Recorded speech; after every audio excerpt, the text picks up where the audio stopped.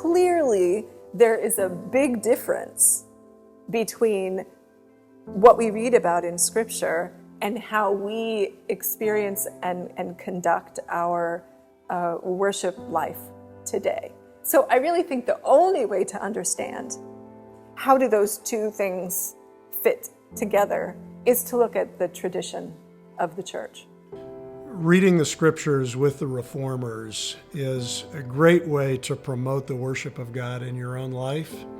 And there are a lot of reasons for that. One is that a lot of times the Reformers can't help themselves. You sense their enthusiasm for what they're writing about in the Scriptures, and there's a quality of reverence and of celebration that comes through in their writing on Scripture.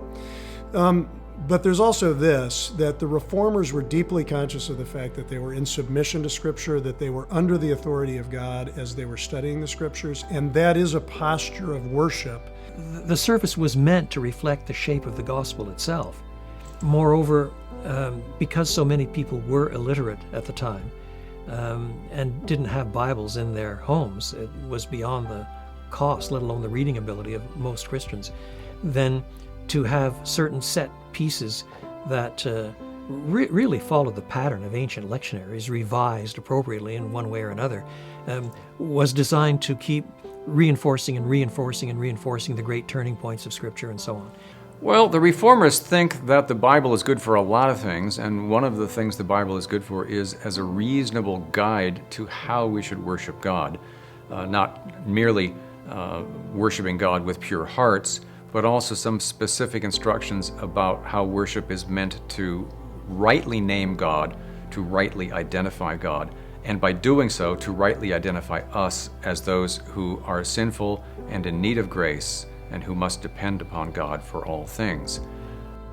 It's very impressive when one looks at the Protestant Reformers as they engage Scripture, that ultimately in their minds, theology must lead to doxology, and the inverse is true as well, that doxology leads us to study and to learn. So there's a kind of reflex in the exegetical work and in the homiletic work of the Protestant Reformers as they try to connect what does God teach in His Word and how must I respond. And invariably the way we respond is by worshiping the God who speaks, the God who continues to speak here and now, even as He's spoken in the past.